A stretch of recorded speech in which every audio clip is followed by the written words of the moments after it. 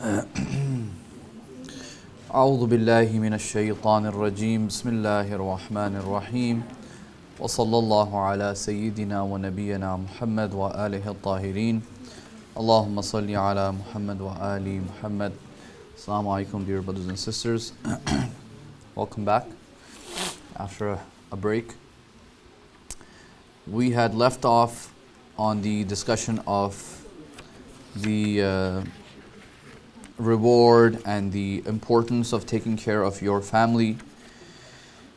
We talked about, the reward that you get for taking care of your family, your spouse, your children, prioritizing them over other, individuals and other relationships. And we talked about, it in general. So today, inshallah, we want to continue now. And I had left it off on this narration over here, which says that, so this next narration is about showing worry and concern and sadness for your family. So one day, Imam Ali alayhi salam says that I went to the Holy Prophet sallallahu alaihi wa ali, and he asked me, كيف أصبحت يا Ali? How did you spend your morning, or how was your day? And he said that I woke up, I spent my day in a way that I had nothing but water in my possession. So, there was no food, only had water. And I was very sad for Hassan, lihali farkhiy al-Hasani wal-Husayn. I was very sad for my two sons, Hassan and Imam Hussein alayhi salam. Meaning I was worried, I was concerned for them. Like I only had water today and I was worried about how I will, feed them, or how will they spend the day. So the Prophet says that, Ya Ali, showing sadness towards your family and, out of concern. This gham itself, ghammul iyali sitrun minan nar. It will become one of the veils that will protect you from the hellfire. And in the same sort of context, the Prophet says, mal'oon. The person who neglects their family is a mal'oon, meaning they are far away from the mercy of Allah subhanahu wa ta'ala. And in another narration, he says that it is enough for the destruction of a person that they neglect their family. Family in Arabic, a'ila, means those individuals who are dependent on you, right? So the Prophet here is saying that it is enough for a person's halakat, their destruction, that those who depend on them, meaning the family, that they are neglected. So this is very important, and we have this constant theme in the seerah of the Ahlul Bayt alayhimus salam, especially the Ahlul Kisa, that there were many situations where they didn't have food for the day, or they didn't have water. They were not living a very rich life like that. And there were some very difficult times that they went through. And in that situation, the parents should feel concerned for their children first and for their family. In another narration, this is about bad behavior towards your family. So one day, the Holy Prophet returned from burying a companion. His name was Sa'ad bin Mu'adh. So they asked him, Ya Rasulullah, we have seen you do certain things in the janazah of Sa'ad that which we have not seen you do for anyone else. You followed his funeral without sandals and without wearing an aba, without this cloak. So the Prophet said that the angels were on his janazah and they were without their cloaks and also without their sandals. So I wanted to follow and imitate the angels. فَتَأَسَّيْتُ بِهِمْ, that I wanted to imitate them. Then the companions said, O Prophet, you took to the right of the coffin once and to the left of the coffin once. And the Prophet said that my hand was in the hand of Jibreel and I was going wherever he was taking me. Okay. Then they said, O Prophet, you commanded that he be washed and you offered his janazah and placed him in his grave. So meaning you were doing all of this. Otherwise usually the companions can take care of the janazah rites. And they said, you went into his grave, to place him into his grave. And he says, so now look what the Prophet says. he said that Sa'd has been afflicted with a constriction. And it was because he had poor khuluq, poor akhlaq when dealing with his ahl, when dealing with his family. His akhlaq was not good. So he was a companion of the Holy Prophet, he was a believer, he was a mu'min, but at home his suluk was not good. So then the Prophet continues with the same narration. He says that the worst of the people is the worst of the men. Over here it is specifically about the man. The worst of the men are those who are so strict on the family. A man who's very, very strict with his family. So they asked for clarification. What do you mean by strictness in the family? So the Prophet said that whenever the man arrives home, his wife is scared of him and his children are terrified and they keep their distance. But when he leaves the home, his wife is able to laugh. His wife and his children can laugh. Meaning, when the husband leaves, the father leaves, it is like a source of peace for them. But when the father comes home, everything is so strict that they prefer him to not be home. So this is a person that the Prophet is saying this is one of the worst people in the eyes of Allah subhanahu wa ta'ala. Over here I was reading something a while back. This relationship of individuals with their families. And I was reading there is a scholar by the name of Ustad Raza Mukhtari in Iran. And he has this interview where he talks about the changes in the Hawza in the time of Imam Khomeini and all of that. So over there, he quotes a very interesting story, which he is quoting from another scholar, Ayatollah Shubiri Zanjani. And he says that the Ayatollah Sayyid Muhammad Kazim Yazdi, Hayri Yazdi, Ayatollah Sayyid Hayri Yazdi, the author of a book called Urwatul Wuthqa, which is one of the main fiqh books that is written. He wrote a letter to the merchants of Basra. And he wrote to the merchants that, hey, this representative of mine who is in Basra is no longer my representative. He is no longer my wakil. And you should have a direct contact with me from now on. So for the time being, I am removing this wakil of mine. You should have a direct contact with me. But the merchants of Basra wrote a letter back to Ayatollah Kazim Hayri Yazdi and they said no. And they wrote something. They wrote this in Arabic. This is very interesting. They said, نحن عرفناك به وما عرفناه بك. So it's a very, very, very powerful statement that the people of Basra, the laymen, they're merchants, but they said that, hey, Ayatollah Yazdi, we know you because of him. Right? We don't know him because of you. Meaning this scholar that was there in the city of Basra, we have seen him, we have seen his characteristics, we have seen his behavior, and in fact, if it wasn't for him, we wouldn't have known you.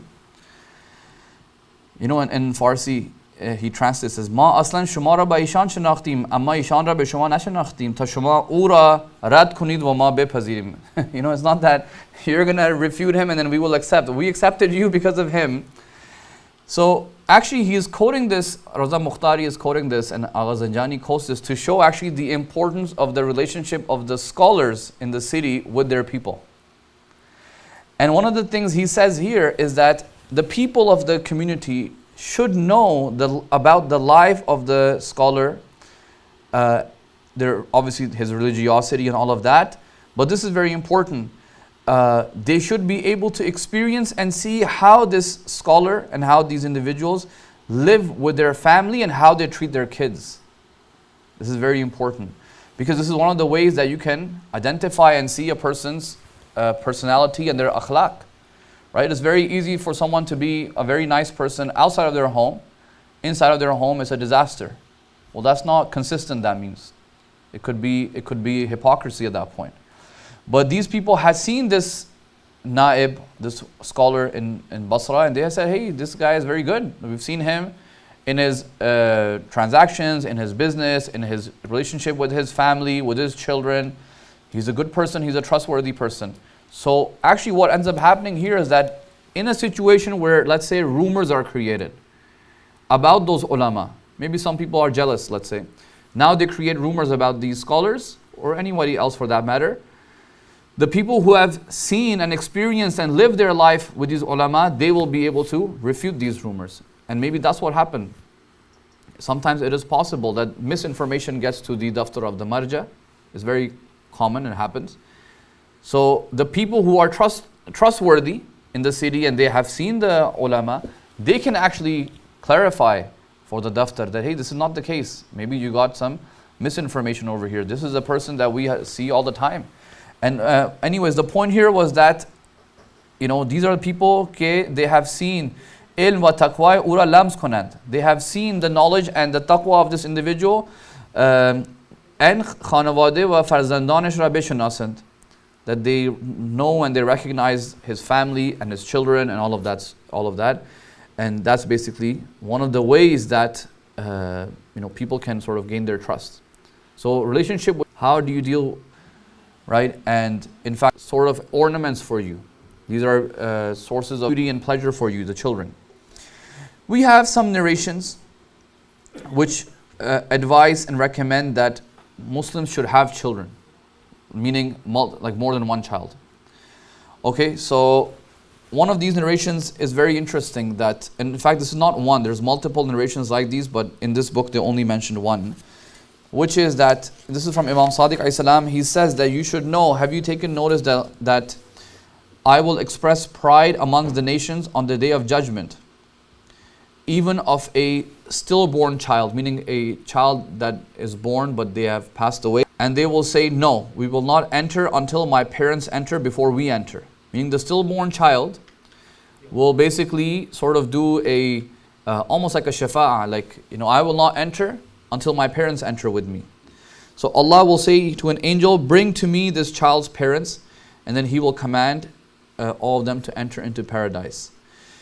There's actually multiple narrations like these, and in fact there are even some narrations, I'm not saying they are reliable or anything like that, but they do exist, where there's a reference to the unborn child of Lady Fatima salamun alayha. As we say that she, Allahumma salli ala Muhammad, that Muhsin was Siqt Janeen, they call it, the child died, stillborn. So there are actually some narrations where even this child will be there on the gate of paradise and waiting for the parents to enter first. So the child will be waiting. So actually this narration is there. So this concept exists, and in fact this became one of the evidence in early Kalami discussions, maybe 2nd, 3rd century theology discussions, that when a child dies, where does the child go? So some of the Shia mutakallimin used these type of narrations to say that, hey, a child that is not baligh and they die, they get free entry to heaven. Actually, other ulama didn't say this. Other ulama said, no, it's not a free ticket to heaven. They will be given a choice in the state of barzakh, and they will, whatever their disposition is. Anyways, that's a kalami discussion, but the view that said that the child that is not baligh and they die, they will go to heaven, they used these type of narrations to prove their case. They said, look, the Prophet said that an unborn child or a stillborn child will be waiting at the gate of heaven, waiting for their parents to come. So, how do you answer this? So that's one thing. So even if people lose a child, let's say, there are couples that may lose their child, Allah subhanahu wa ta'ala is saying, hey, don't worry, this child will be waiting for you. Maybe this child will become your means to actually enter into heaven, inshallah. So that's one thing. Second thing is, when you have more children, then of course your population increases. Population of righteous people increases, inshallah. The whole idea is that when you have more children, these children are being trained and brought and given proper tarbiyah, then you build a strong and community and a strengthened community. And a disobedient child, in fact, is not even considered your child, like in the case of Prophet Nuh, innahu amalu ghayru salih. And even though Nuh kept saying, oh Allah, this is my child, but Allah says, no, this child is not your child. It's a amal ghayr salih. This is a whole interesting grammatical discussion about this. Allah doesn't say he is a bad person. Allah says he is a bad act. Like his whole as if his entire existence was an act, and that act itself was unrighteous. It's a very powerful phrase to use. It's like saying, like Imam Ali, instead of saying Imam Ali used to do justice, you say Imam Ali is justice. Okay? Justice is a noun. You don't say Imam Ali is justice. It doesn't make sense. You say Imam Ali was a just person. But when you really want to show that this person was so just, you say Aslan Imam Ali was adalat. Right? So this is what Allah is saying. This individual, the son of Nuh, was amal ghayr salih. Not an amil. Not the person that was doing something bad. Aslan cheesy ajeeb thi. That's how I was basically trying to explain it. So a unrighteous child is actually not even considered your child according to the sort of the Quranic ayat. In a narration from Imam Rida alayhi salam, he says that one of the wisdoms of prohibiting adultery, zina, is that the emergence of corruption and neglect of children's upbringing will happen. Right? When you have adultery and you have children born out of wedlock, who's taking care of them? Why would there's no commitment over here to that child? So now you have a increase of population of children who are not connected biologically to any committed parents, and you basically create problems, and these children lose their way, unfortunately. And this will result in wicked and unrighteous children. Therefore, Imam Ali forbade one to get married to a woman and a man who is unworthy of an offspring. Imam Ali alayhi salam forbade one to get married to a woman or a man who is unworthy of an offspring. So this shows once again that when you are looking into marriage, one of the criteria is this. You must look into the fact that, okay, this person, this lady, or this man that I'm marrying, will they be a worthy father or a mother? This should be one of the criteria, expectations. In the marriage course, I kind of went through this. Okay. Another point here is that Allah subhanahu wa ta'ala says that children are a trust. Okay, so what does it mean it's a trust? That they are a blessing of Allah subhanahu wa ta'ala and Allah has entrusted you with them. Which means you must not be negligent towards them. You must take care of them. Must not be excessive towards them either, in moderation. And the mother and the father are responsible for the safety, upbringing, and education of this entrusted child. For bringing up your child in a good way, in a righteous way, you will be rewarded for this. But at the same time, if you bring them in an immoral way, then Allah says you will be punished. Okay, Allah says you will be punished. In one narration, the Prophet ﷺ describes some of the basic rights of a child. He says one of the rights of a child is choosing a good name. Another right is that the mother of that child should be respected and valued. Okay, the mother of that child should be respected. Attention should be given to the child's attribution to the parents, meaning, it's hard to explain these. This is being said in a time where like polygamy is a big thing, right? So when it says value the mother, meaning whose mother is this child? Like when we say Hazrat Abbas, for example, right? We make sure we talk about his attribution to his parents, meaning Baneen. This was a culture at that time, but this is one of the rights of the child that is being mentioned. The child's hygiene and the boys. So under the hygiene, the boys' circumcision. Taghziya means they should be given adequate nutrition. Number 6 is upbringing, tarbiyah and education.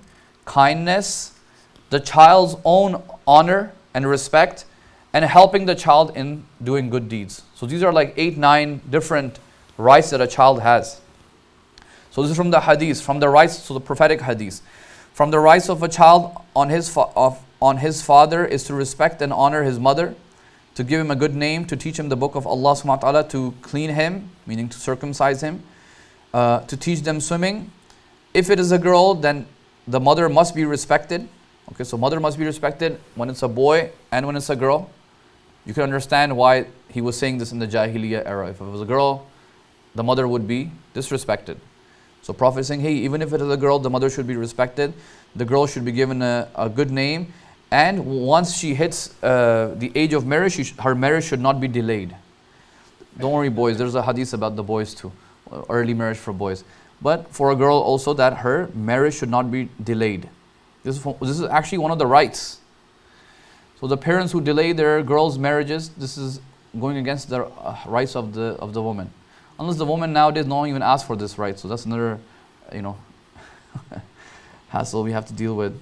Sometimes the parents want to give that right to the girls, and the girls are like, nah, after my career and all that stuff. That's another headache. As for the right of the child, Imam Sajjad, if it is for you to know that he is from you, this is from Risalatul Huquq, and they are an extension to you in this world, وَمُضَافٌ إِلَيْكَ فِي عَجِلِ الدُّنْيَا بِخَيْرِهِ, that they are an extension of you in this world in their good deeds and in their bad deeds. At least to a certain age, the child's bad deeds even, you attribute it to their parents. Correct? At least up until a certain age, mid, early teenage years, let's say.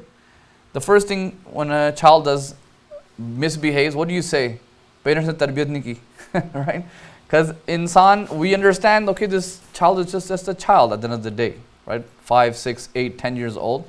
They're still a child. They're still not at that level of making complete independent decisions. So, who do you attribute their misbehavior to? To the parents. But at the same time, you also attribute their good behavior to the parents. Tarbiyah, okay, all of a sudden, if you have a really amazing child, you always say, oh, mashallah, parents did a lot of good tarbiyah.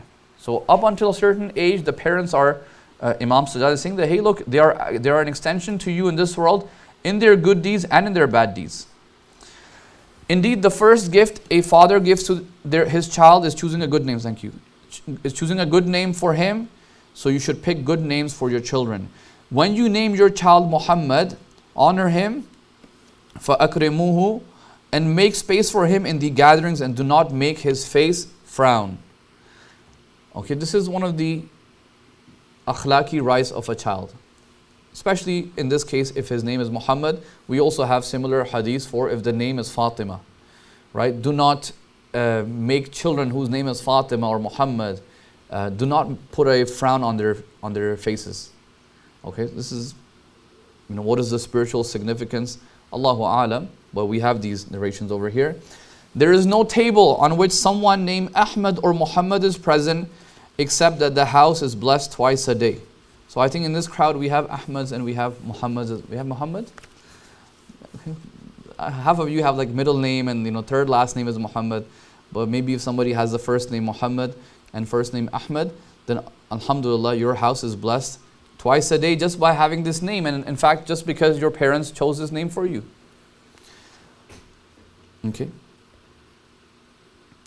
There are some other narrations here about parents' intimacy with a child present in the room, which I will not open up because you yourselves are children over here. But actually this is a discussion in our fiqh books, maybe in a more mature or in the post-marriage, inshallah, post-marriage seminar, we can talk about it. But it happens, when you have a newborn child, the child usually is in your room. So what is the etiquettes over there? So actually it even comes in the fiqh discussion. But over here they have mentioned it in this book as well, but I will skip this. I have all of it highlighted. It's actually quite a lot. He went into a bit of a detail. Okay, but inshallah, by the book you can figure out the etiquettes yourself. But reason why I'm mentioning this is because it is also part of the fiqh. There are some rulings around it. That's why I'm highlighting this. One of the rights that the children have is also making sure that they're clean, washing them. Wash your children from any dirt because it can aggravate them, and it can also aggravate the angels that are accompanying the child. Okay, so if the child is just dirty, clothes are dirty, I don't know, the diaper is full and you're not changing the diaper, it's a nuisance for the child, and it's also, the Prophet is saying, it's a nuisance for the angels. Have some mercy on the angels, bichara, they're there 24/7. So the child stinks, clean up the child, but it is from the hukuk of the child. There's circumcision is mentioned here, for the boys, circumcise the child on the 7th day. This is also from the hygiene.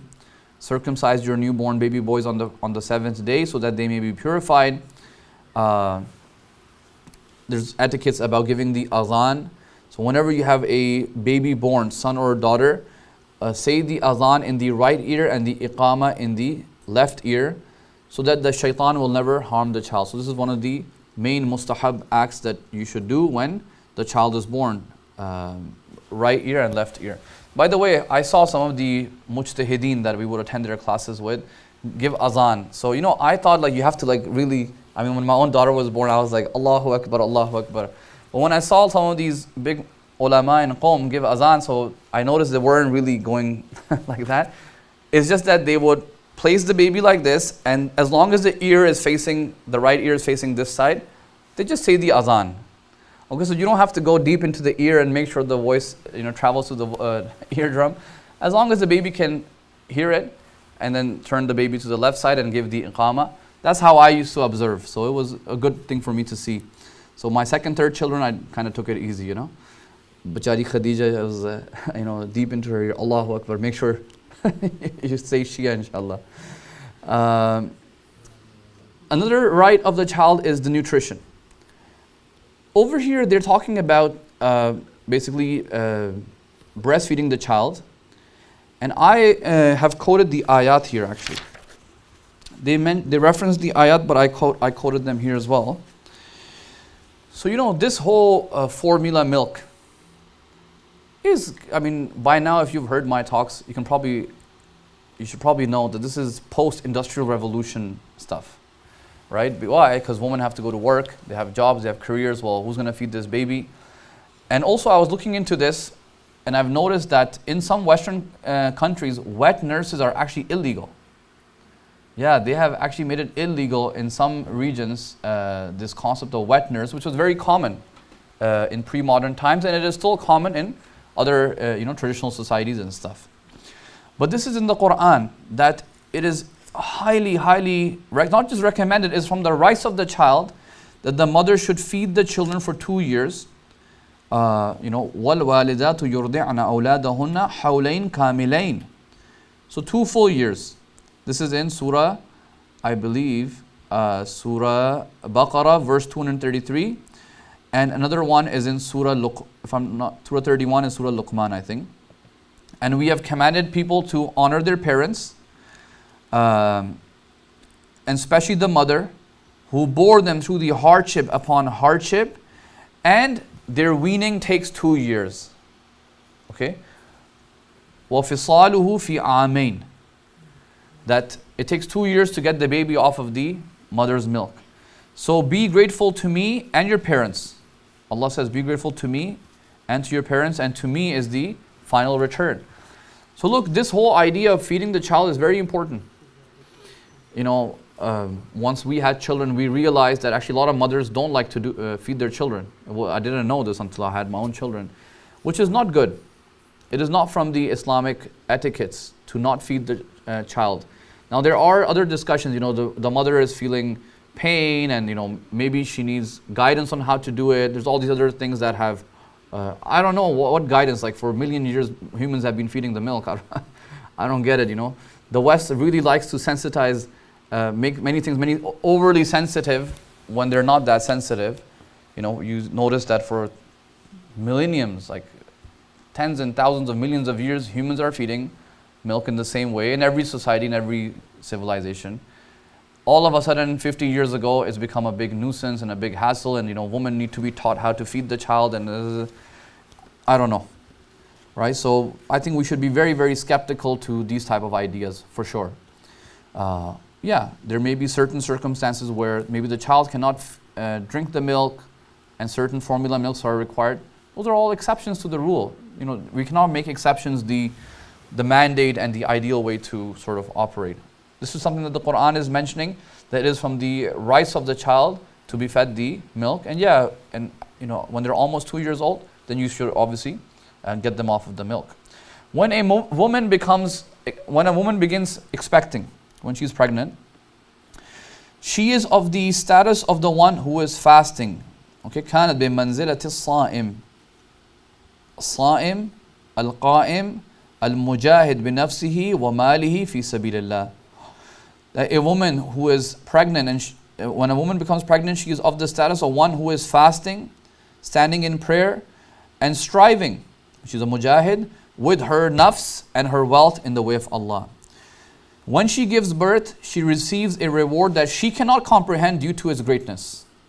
So the woman herself will not be able to comprehend what she earned.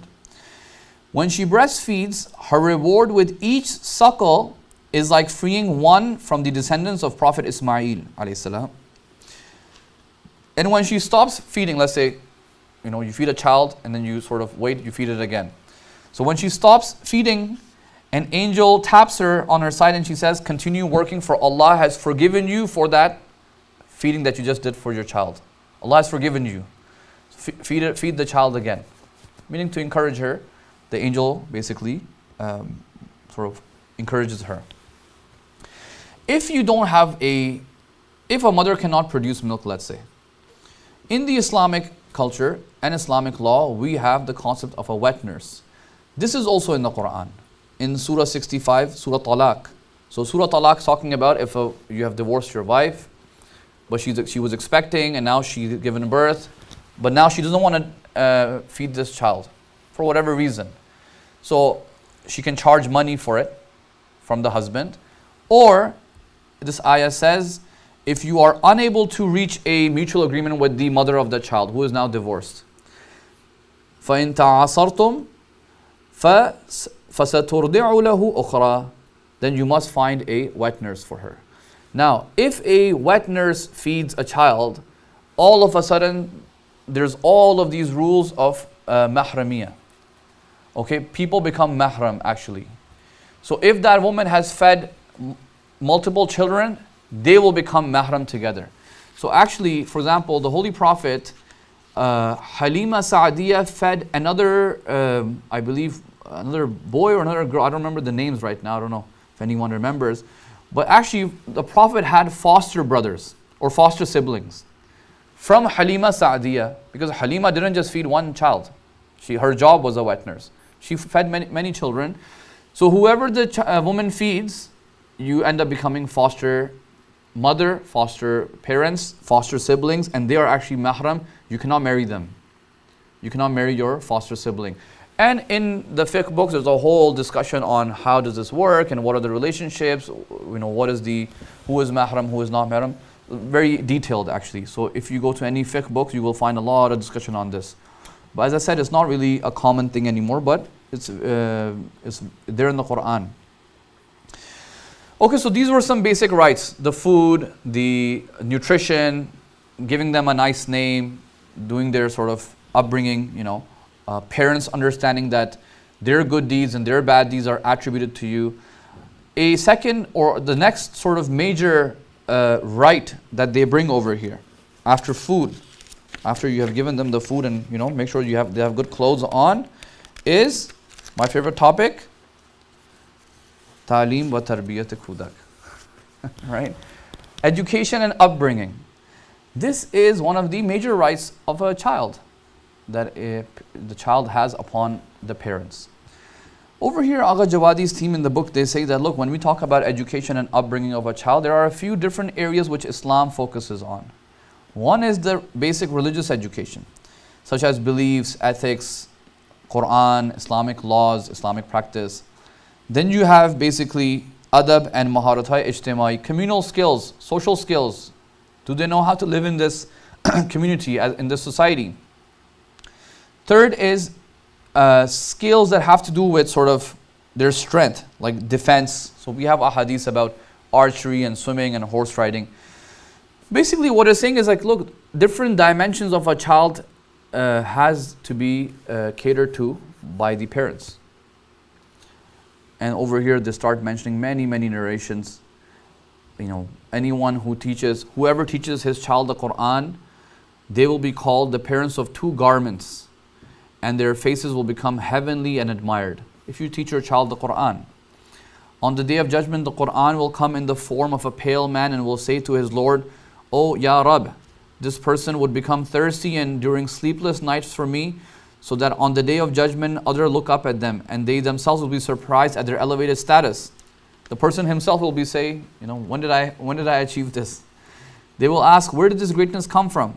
Allah will say, this greatness comes from teaching your child the Quran, and you guided them to Islam and its laws, and you nurtured within them the love of Muhammad wa Ali Muhammad.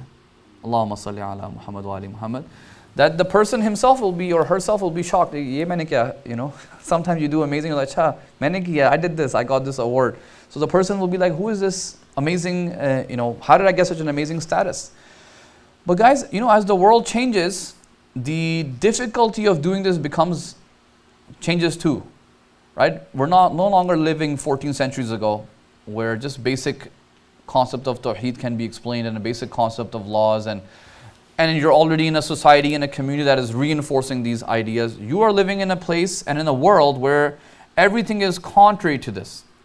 So it's actually a constant struggle and a constant push to make sure that kids grow up understanding these things, right? So actually, I started this book club a few weeks ago, and this is a book called A Young Muslim's Guide to the Modern World by Hussein Nasr. This is a very old book.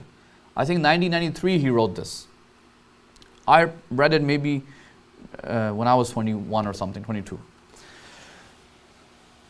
Now this book we chose for our teacher training, but I kind of opened it up for, you know, parents as well and anyone else who was interested. Because even though it says A Young Muslim's Guide, but really it's very beneficial for the parents as well. We're all young, you're all young. And it kind of gives you a very good understanding of what your role is in the modern world. It is very important to understand. Actually, my neighbor today, I just moved in Pickering. So neighbor came today, he gave iftar today. He's from Bangladesh, Sunni. So I said to him, he said, you know, do you work from home? I said, no, I have to go to school. So he says, oh, you don't have March break? I said, no, brother, we moved the March break next week because, you know, the big nights are coming. So he said, oh, so it's an Islamic school? I was like, yeah. And you know, his question was, so in Islamic school, do you teach like, you know, the academic stuff too? And you know, I was so shocked. I was like, bro, it's 2025. Like, you know, you still don't understand what is an Islamic school. He thinks maybe just the Quran and a hadith and some tilawah, and maybe these kids go here for that, and they're not learning any English or math. You know, I'm going to just spend my life doing that. I got other things to do in life too. But so I kind of tried to explain him, but whatever, I could only explain it so much. But the sad part is when people in our community, the Shia community, also think the same thing. Islamic school, acha Quran padhne wahan pe. In fact, we don't even teach how to read the Quran because we don't have the teaching of the reading of the Quran is a whole different skill. It requires like after school classes, for example. You cannot teach in the middle of the school day. It's very difficult with the lack of resources and stuff.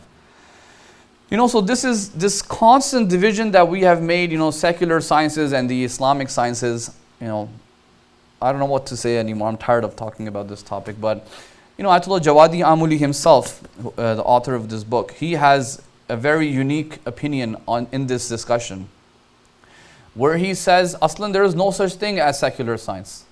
View. He said no such thing as last year in the town hall. I said, Aslan, the goal is to remove Islamic studies. And I knew parents would freak out. Like, what do you mean? It's an Islamic school. So when I said it to the scholar, the scholar was like, yeah. It's like, we've already done it and we are already piloting it. So I was like, yes, you know, finally somebody who understands. Because look, as long as you keep saying Islamic studies, you are constantly reinforcing the idea that this is something separate from everything else that we are doing throughout the day. Yes, you can separate Islamic law and maybe Islamic theology. These are two separate disciplines. I agree. But rest of the Islamic discussions that happen even in Sunday school and all the madrasah, it's akhlaqi stuff, right? It's akhlaq. You can bring all of those into the rest of the day. In your English, in your math, in your what you're saying, how you're speaking, what you're teaching, your everything. So this year, actually, I piloted it in our grade 7 and 8. There's no Islamic studies in my class anymore. I'm just teaching Islamic theology and Islamic law. And the rest of the day, when we teach English, math, science, social studies, all of the rest of the concepts that are akhlaqi and all the stuff, it's infused into the English curriculum. English or whatever, the rest of the subjects. Or we do the halqah talks. My point is that Islam is not some alien entity that kids have to kind of take a break during the day. You know, okay, we did English, we did math. You know, there's nothing to do with Allah and God and spirituality in there. And now Okay, now we got to sit and learn about Islam. We continue to reinforce this idea that there's a separation. There's no separation. There's no separation. Anyway, these are very complicated discussions because you need to reconfigure the way we grew up basically and how we thought of the sciences. And it requires research and it requires time. But I'm happy to see that some of the ulama in the US, they have the resources.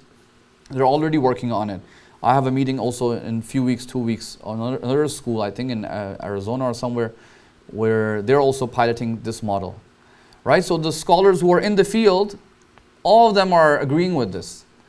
So, our community's understanding is really not really far, unfortunately.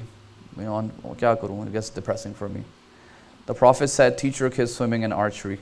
Let's go back. Teach your kids swimming and archery, and respect your children and raise them so that you are forgiven. There's multiple narrations like these about you showing respect to your children, showing love to your children. Whoever kisses his child, Allah will write good deeds for him. Kiss your children very often, because for every kiss you will earn a degree in heaven equal to 500 years. Abdullah bin Mas'ud says that I was near the Holy Prophet when Hussein bin Ali entered the room and the Prophet embraced him and kissed him.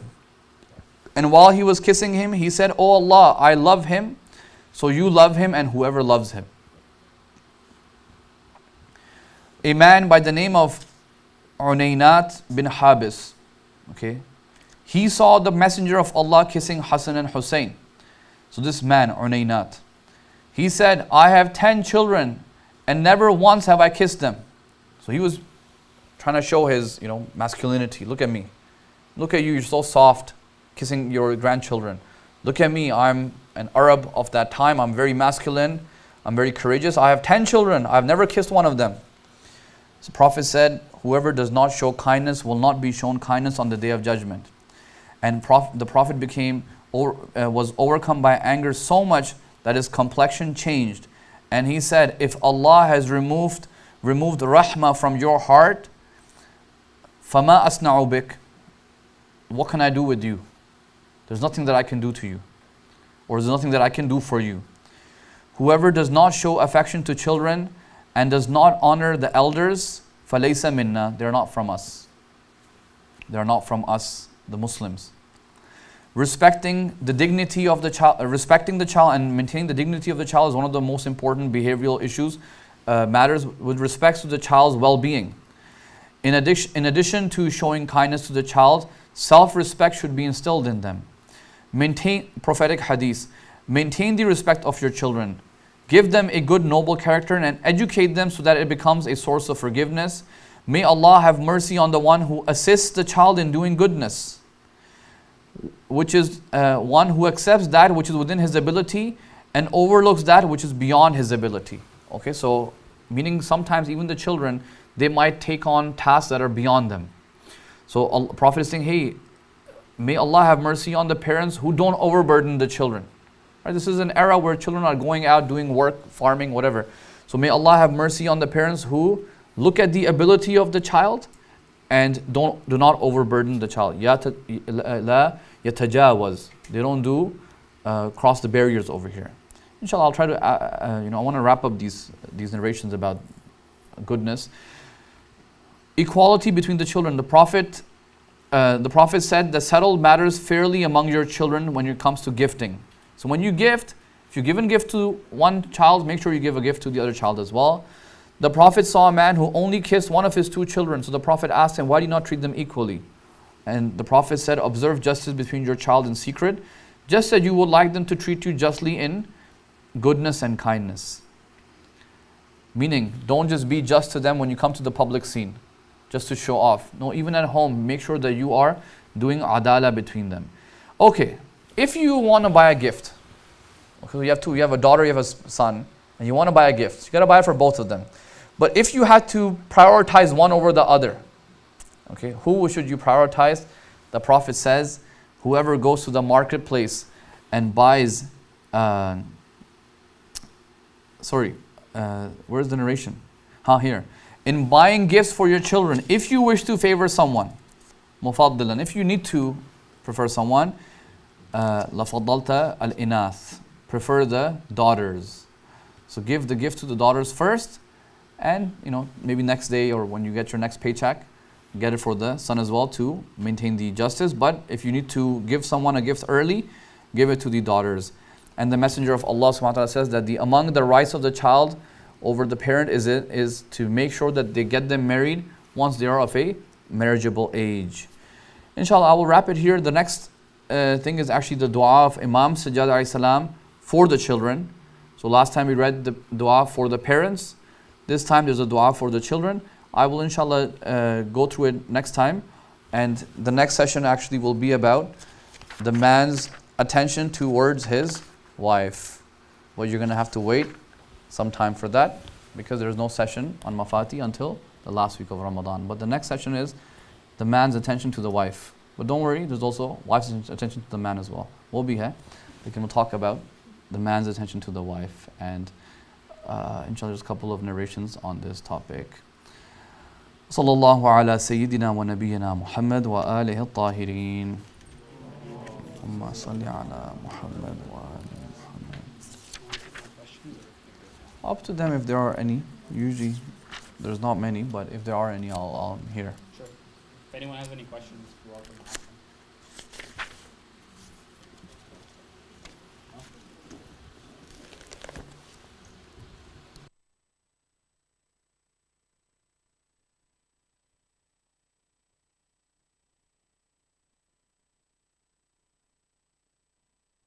Not working either. Just an announcement about tomorrow's halqah. It will start at 8:45 p.m. in parallel to the Urdu program in the basement. So please just be aware that I won't begin afterwards. But looking forward to seeing you all there. Thank you. Jazakallah.